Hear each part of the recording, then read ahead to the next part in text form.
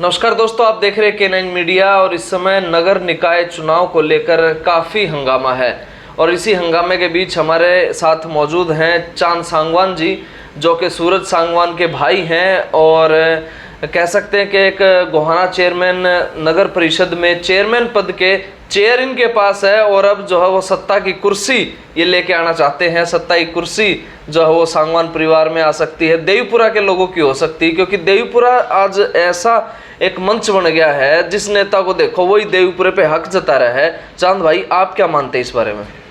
अरुण भाई, पहले तो आपका धन्यवाद, मुझे मौका दिया आपने यहाँ बुलाकर और आपने मुद्दा उठा दिया देवीपुरे का। भाई आप तो जानते हो, आप यहाँ के बसिंदे रहे हो, घूमते फिरते हो।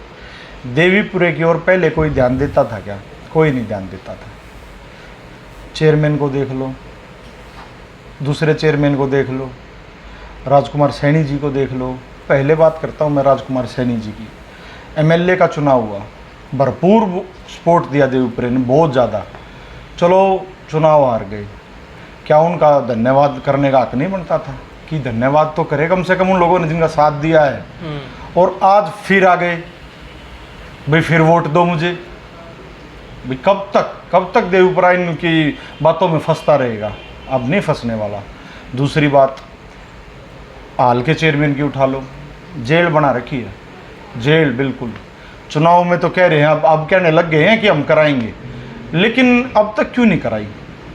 कोई पूछने वाला हो तो उनसे, क्या है ये जेल वाली बात? क्या पूरी बात होता? ये रेलवे ने हमारे रास्ते बंद कर दिए जो पिछले 100 साल से खुले थे आने जाने के लिए भी। जो बच्चे नहीं जा सकते, कोई डेथ हो जाए तो शमशान घाट तक भी नहीं जा सकते। तो फाटक बंद हो गई तो कैसे जाएगा आदमी? तो ये रास्ते बंद, मेरा स्टार्टिंग वहीं से हुई थी कि अब तो भाई लड़ाई लड़नी पड़ेगी। नहीं, मुझे कोई चेयरमैन बनने का शौक नहीं है, कुछ भी नहीं है ना। मैं इतना राजनीति में सक्रिय था पहले, बस वो गरीब आदमियों की वो देखकर मुझे ये लगा भाई अब तो लड़ाई इनके लिए तो लड़नी पड़ेगी। और मेरा क्या है, हम तो कुछ भी नहीं है इन बड़े बड़े साहूकारों के सामने।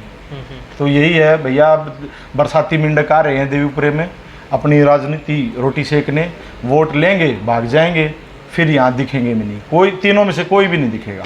आपका कैसे? आप कहते हो कि देवीपुरा मेरा है, आप भी तो कहते हो। मेरा जन्म हुआ है देवीपुरे में ही, वहीं रहता हूँ भाई। मेरे तो अगर उनका काम नहीं करूँगा तो मेरे घर पे आ जाएंगे, लड़ने लग जाएंगे मेरे साथ। तो लड़ सकते हैं मेरे साथ, उनका अधिकार है। तो आप कह रहे थे समाज सेवा में पहले से जुड़े हुए हो इस चीज़ से? नहीं, पहले से क्या, मैं बचपन से ही उन्हीं के साथ खेला हूँ, उन्हीं के दर्द को समझता हूँ क्या है, क्या ये चाहते हैं। वो दुख दर्द समझने वाला तो मैं ही हूँ, पड़ोसी हूँ उनका।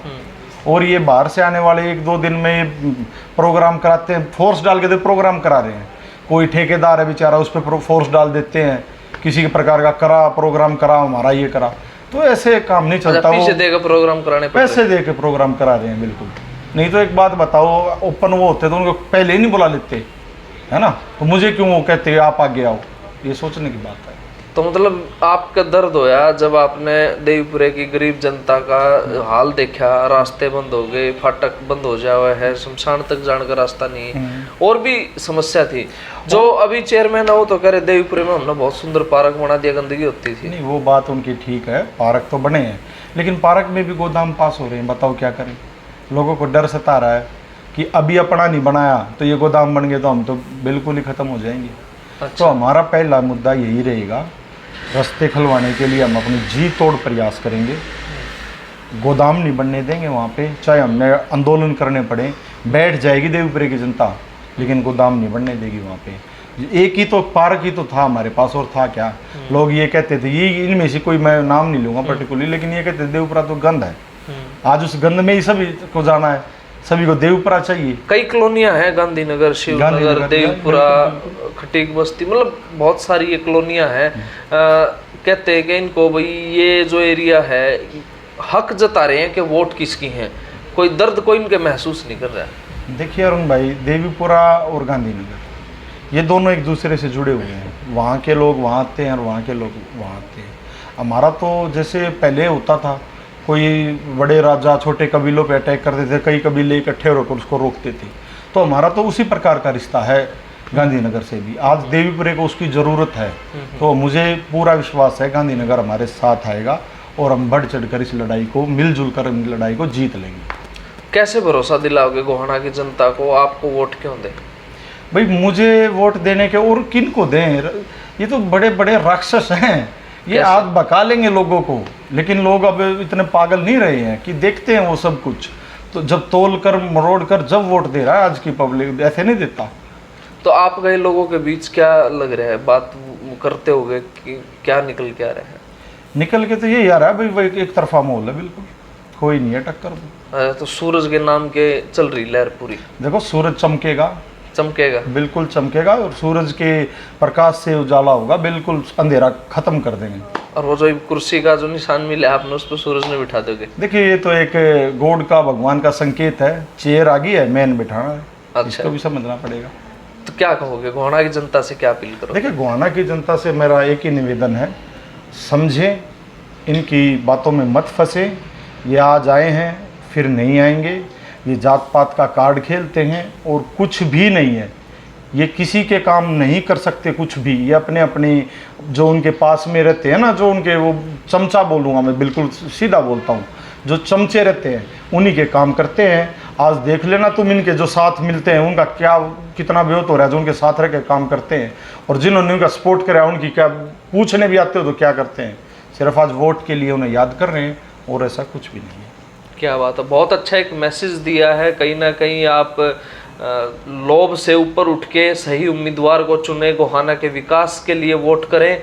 और ये थे हमारे साथ चांद सांगवान जी, जो कि सूरज सांगवान के भाई हैं। सूरज सांगवान कुर्सी के निशान पर चेयरमैन पद का चुनाव लड़ रहे हैं, गोहाना में उतरे हुए हैं। और एक चांद बात भाई, और बोलना जी, चाहूँगा जी। अरुण भाई, अभी एक लड़ाई और थी हमारी, जो मैं किसी का पर्टिकुलर नाम नहीं लेता, लेकिन ऐसा संदेश भी था, कोई प्लॉटिंग हो रही है कहीं पे, भाई किसी को छोड़कर और सबको प्लॉट है, समझे ना आप?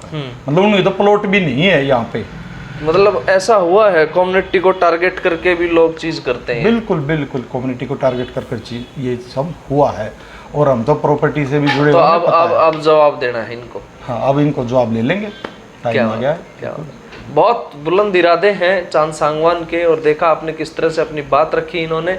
तो आने वाली 19 तारीख को देखिएगा कौन कहाँ किस तरह से अपनी बात रख रहा है और किस तरह की बातें हो रही हैं।